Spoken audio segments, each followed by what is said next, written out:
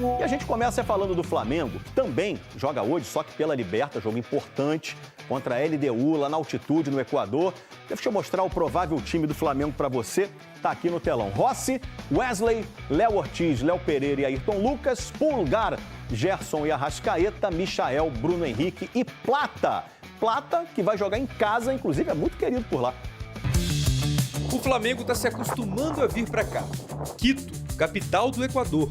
2.850 metros de altitude. A cidade da LDU, um dos times mais populares do país. Em 2019, o Flamengo veio aqui e perdeu por 2-1. Em 2021, veio de novo e ganhou por 3-2. 2 partidas pela fase de grupos da Libertadores. Agora, em 2025, no mesmo estádio da competição e contra o mesmo adversário, o Flamengo se prepara para jogar no estádio Rodrigo Paz Delgado com uma arma nada secreta. Esse torcedor da LDU disse que o chama de Platita, mas pode ser Gonzalito ou Gonzalo. Gonzalo Plata, equatoriano, 24 anos, atacante do Flamengo. Um cara que chegou ao clube em setembro e encantou o treinador. O Plata é um jogador muito completo. É um tipo de jogador que apaixona o torcedor porque ele corre o jogo todo, ele luta, ele tem muita qualidade. Ele joga muito bem pressionado. Nos últimos 6 meses, Gonzalo Plata jogou no estádio da LDU 2 vezes, 2 jogos pela seleção do Equador. O atacante é titular do time que hoje está em segundo lugar nas eliminatórias sul-americanas. Plata voltou a ser convocado depois que começou a vestir a camisa do Flamengo. Essa foi a melhor escolha que eu pude fazer na minha vida. Tinha muito tempo que eu não voltava à seleção do meu país e tinha certeza que se eu viesse para o Flamengo, ia voltar à seleção, ia fazer coisas mais importantes, ia conseguir alcançar o ritmo e ser o jogador que as pessoas esperam. Esse torcedor da LDU diz que Plata está melhorando muito, subiu demais de rendimento, está no auge. E que por isso torce para que ele não faça gols na LDU e que sofra com a altitude. O Flamengo tem um aproveitamento bem baixo disputando a Libertadores na altitude desde 2019, só 29%. Quando joga fora de casa, no nível do mar, esse número passa de 62%. Só que dessa vez, nos quase 3.000 metros de Quito, o Flamengo tem alguém acostumado com tudo isso.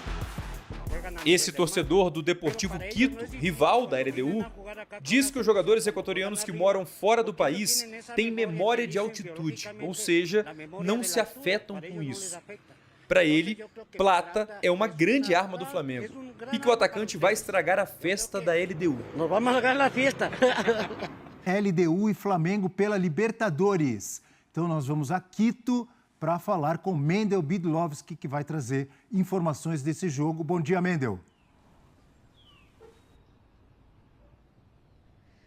Bom dia, Abel, bom dia a todos. O Flamengo entra em campo hoje aqui em Quito, no Equador, enfrenta a LDU pela Conmebol Libertadores. Jogo com transmissão ao vivo da ESPN e do Disney Plus a partir das 7 horas da noite. Partida fundamental para o Flamengo, que no último jogo da Libertadores perdeu em casa para o Central Córdoba. O Flamengo é o 3º colocado do Grupo C, fora da zona de classificação, enfrentando a LDU, que é a líder do grupo. O Flamengo fez um treino ontem no estádio do Independente Del Valle, na preparação para essa partida importantíssima na altitude, 2.850 metros acima do nível do mar. 2 jogadores que sentem bastante altitude não viajaram para o Equador, o Alan e o De La Cruz. Além deles, também o Alexandro com edema na coxa é desfalque. O Flamengo trabalha para que ele esteja em campo no jogo contra o Corinthians. Flamengo e LDU já se enfrentaram 4 vezes em Conmebol Libertadores, 2 vitórias do Flamengo, 1 empate e 1 derrota. Na última vez que o Flamengo enfrentou a LDU aqui no Equador, venceu 3-2 na Libertadores de 2021. Felipe Luiz, hoje técnico do Flamengo, esteve em campo como jogador, assim como o Arrascaeta e o Bruno Henrique, que fez um dos gols da vitória. O Gabigol fez os outros 2 gols. Flamengo contra equatorianos na Libertadores, larga vantagem para o Flamengo. São 20 jogos entre Flamengo e times equatorianos na história da Libertadores, 14 vitórias do Flamengo, 1 empate e 5 derrotas. O Flamengo foi eliminado pelo Emelec na fase de grupos em 2012. Na Libertadores de 2019, novamente enfrentou o Emelec nas 8º de final. Era o começo do trabalho do Jorge Jesus, todo mundo lembra, o jogo foi para os pênaltis, o Flamengo acabou avançando na caminhada para o título da Libertadores de 2019. Na Libertadores de 2020, o Flamengo foi goleado pelo Independente Del Valle por 5-0. No jogo do Rio de Janeiro, goleada do Flamengo contra os equatorianos por 4-0. Esse histórico do Flamengo contra a LDU. LDU que é dirigida pelo Pablo Vitamina Sanches, técnico conhece bem o Flamengo. Na última Libertadores, 2024, ele dirigia o Palestino, enfrentou o Flamengo 2 vezes na fase de grupos, uma vitória do Flamengo, uma derrota e tem o atacante, o paraguaio, que é o Haaland paraguaio, o Alex Arce, fez 2 gols na vitória contra o Deportivo Táchira da Libertadores, 3 assistências na última partida da LDU, vitória contra o Alcas no Campeonato Equatoriano por 3-1. Então são os ingredientes para essa grande partida fundamental para o Flamengo, hoje à noite, 7 horas da noite, transmissão da ESPN e do Disney Plus, LDU e Flamengo pela Comebol Libertadores. Abel. Obrigado, bom dia, Mendel Bidlovski. Professor Celso Unzelt. O Flamengo perdeu ali o último jogo para o Central Córdoba. 2 jogos, 3 pontos. Ganhou do Táchira na primeira rodada, né? Fora de casa. Perdeu em casa para o Córdoba. Hoje, se perder, complica, mas é lá em Quito, professor. E está se falando muito da altitude e pouco do adversário, né? O adversário... É porque a altitude faz parte do adversário, professor. Tradicionalmente, o adversário já é forte e agora é ainda mais forte que aquela LDU que tem dado tanto trabalho para brasileiro, né? No começo do programa eu falei que dos 13 brasileiros que foram para lá, só 6 conseguiram vitórias até hoje. O Santos, o Sport Recife, o Cruzeiro, o Grêmio, o Corinthians e o Flamengo do Rogério Ceni. Desculpe interrompê-lo rapidamente. Se 13 foram e 6 ganharam, não é só. É menos da metade. Quase metade, professor. É menos da metade. Eu acho que a diferença entre o futebol brasileiro e equatoriano pedia mais, né? Mas isso também por qualidade do adversário. E quem não ganhou lá, é tudo bicho grande. Fluminense não ganhou lá. Até ganhou um título na volta aqui, mas lá não ganhou. E tinha perdido uma Libertadores. O São Paulo, recentemente, foi para lá e não ganhou. O Botafogo, na Sul-Americana, foi para lá e também não ganhou. Então o páreo é muito duro. Agora, É a prova que eles...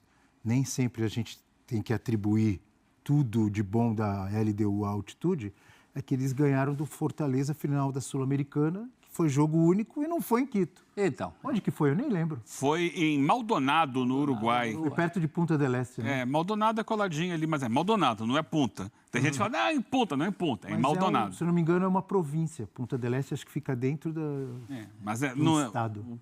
O campo é do Deportivo Maldonado, Perfeito. na cidade de Maldonado. O técnico era o Zubeldia. Era o Zubeldia, é verdade. Por isso eu não pus o Fortaleza na conta, porque a gente está falando dos jogos lá, né? Então, Fortaleza continue, é desculpa. freguês O Flamengo brasileiro. tem uma goleada sofrida nesse estádio, não para a LDU, mas para o Independente Del Valle, em 2020. Era aquele time do Flamengo, campeão da Libertadores de 2019 e tal. E era aquele Del Valle também, que ganhou de muito brasileiro, né? Sim, o Del Valle passou por cima do Flamengo. Depois o Flamengo devolveu no Maracanã, no jogo da volta, uma goleada também de 4-0. Mas perdeu, acho que de 5-1. A altitude lá complica, mas tem o time também, né? É um time de respeito. Esse time que manteve mais ou menos uma base dessa campanha do título da Sul-Americana de 2 anos atrás. Tem lá o Dida Domingues no gol, né? O apelido dele, do Alexander Domingues, é Dida. E parece mesmo, né? Não joga hoje, envergadura. está suspenso, né? Suspenso, Dida? Acho que está suspenso. Então é uma baixa grave para eles. Mas tem o Ricardo Adeus, zagueiro haitiano, que é muito bom zagueiro. O Gabriel Vijamil, o volante boliviano, que chega muito na área, boa técnica, era jogador do Bolívar, a LDU foi buscar. Tem o Brian Ramírez, que joga aberto pela ponta direita, que é muito bom. Perdeu, não tem mais, né? Foi embora o Johan Julio, que era um dos principais jogadores do time, e esse saiu. E tem lá na frente o Alex Arce, que ainda tem como reserva, pode jogar um, pode jogar outro, o Michael Estrada, que é também um atacante de seleção equatoriana e tal. Você adora Então, esse apelido, né, do Alex Haaland Paraguai. Eu nem citei, você que citou agora. Não, você gosta também. E quem citou foi lá o nosso... Você já citou várias Mendel vezes Bidlovski. Tá lá. Ele esse ano tá menos goleador. Ano passado fez 30 gols na temporada no campeonato. Esse ano não tem feito tantos gols assim, mas olha só, aumentou o número de assistências. No último jogo foram 2 assistências dele para a vitória de 3-1 sobre o Alcas, o Papá Alcas. no Clássico de Quito. Falaram vários nomes aí da LDU. E os nomes do Flamengo? A gente não precisa falar, ué. Vocês dispensam a apresentação. O nome do Flamengo, a gente fala todo dia deles aqui. Mas eles vão precisar. Por exemplo, o Flamengo não vai ter o De La Cruz, nem o Alan, que teoricamente é o reserva imediato dele. Os dois têm problemas com altitude, isso já foi dito aí várias vezes. Também não tem o Alexandro. Então, no meio-campo, você já provavelmente vai ter que trazer o Gerson para jogar no meio-campo, junto com o Pulgar. Caramba, que alegria, hein, pro torcedor rubro-negro. Não, porque você tira o Gerson do lado direito, que é onde ele está mais à vontade. Pode pôr ele em qualquer Ou então lugar você que ele é coloca o jogador. Everton Araújo. Everton Araújo com o Pulgar ali e mantém o Gerson aberto na direita. Mas é um jogo muito do desgaste físico, né? Você precisa fazer um bom primeiro tempo, dosar as energias para não cair muito de produção no segundo, que é o que acontece naturalmente. O ar vai faltando. Então é um jogo muito de inteligência, acima de tudo.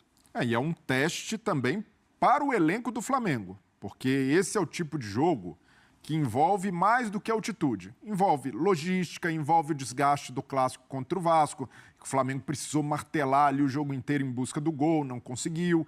Então, tem desfalques por questão de altitude. Então, para o Felipe Luiz, é esse desafio específico de Libertadores, que ele conhece muito bem como jogador, mas como técnico acaba impondo alguns desafios e algumas escolhas que são difíceis. Por exemplo, no lado esquerdo, não tem o Alexandro.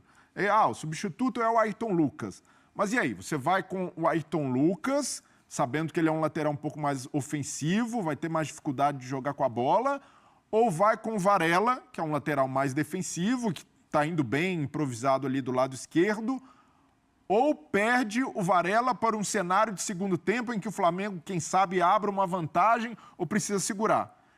Não é uma escolha tão simples. Vou de Varela e é por aí. Peraí, mas porque vai segurar o jogador achando que pode estar com uma vantagem que vai ter que segurar, não dá. Mas o técnico precisa trabalhar com esse Isso é um cenário, planejamento de jogo. Porque é um jogo de altitude, envolve desgaste físico. O técnico precisa contar com todos esses cenários e até calcular também, se eu tiver em desvantagem, como que eu saio? É melhor ter o Ayrton Lucas. São escolhas que parecem óbvias ali para o torcedor. Vai jogar fora de casa contra a LDU, vai de Varela, mais defensivo. Mas o técnico precisa ter em conta e olhar também o desgaste entre jogadores. O Varela também acabou precisando ser acionado no Clássico.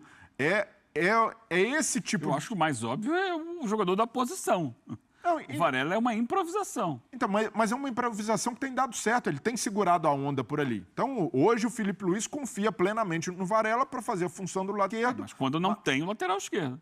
Mas é que o Ayrton Lucas também, fosse o Flamengo jogando em casa, é ali o Ayrton Lucas usando muito o corredor, mas o Flamengo... Você está dizendo que o Varela marca melhor, é isso? Marca melhor e é isso. Num cenário em que o Flamengo não precisa atacar tanto e tendo o Michael por ali, já sabendo que é o cara que é da velocidade pelo lado esquerdo, para mim equilibraria mais o time o Varela, mas eu entendo também o Felipe Luiz se ele resolver segurar o Varela para uma necessidade de subir a intensidade física e resistir mais na marcação no segundo tempo. Ayrton Lucas não pode ficar mais? Num jogo específico e não atacar Pode, tanto? mas não é a tendência, né? Eu acho que aí já está a bola não cantada é a de tendência uma... se o técnico não pedir, professor. Eu acho que aí é uma tendência que tem que observar o time como um todo, né? O Flamengo lembra um pouco que era o Flamengo lá atrás do Jorge Jesus, mas o Flamengo do Felipe Luiz é um time de imposição no jogo. É um time que marca no campo de ataque, que tenta manter essa bola no campo de ataque o tempo inteiro, e martelar o adversário até encontrar o seu gol. Fez o primeiro, faz o segundo e vai continuando. Você acredita nisso, jogando em Quito? Essa é a questão. Esse é o ponto que eu estou levantando. Se fizer logo, é uma beleza. Jogando no Maracanã é assim. E se não fizer? É o Flamengo que se impõe o tempo todo. A condição da altitude vai dificultar o Flamengo. Então, qual vai ser o projeto de jogo do Felipe Luiz? Vai ser o mesmo? Tem que mudar. Acredito que não. E aí, como o Flamengo vai se adaptar a isso? A ser um time, eventualmente, que vai sair mais de uma linha baixa para tentar uma transição, para buscar o resultado. Que jogadores vão estar bem para poder fazer esse movimento de transição, porque não é fácil você gastar pique para ficar indo e voltando. O próprio Felipe Luiz falou sobre isso, né? Você deu um pique, você não vai dar outro, porque já não consegue recuperar.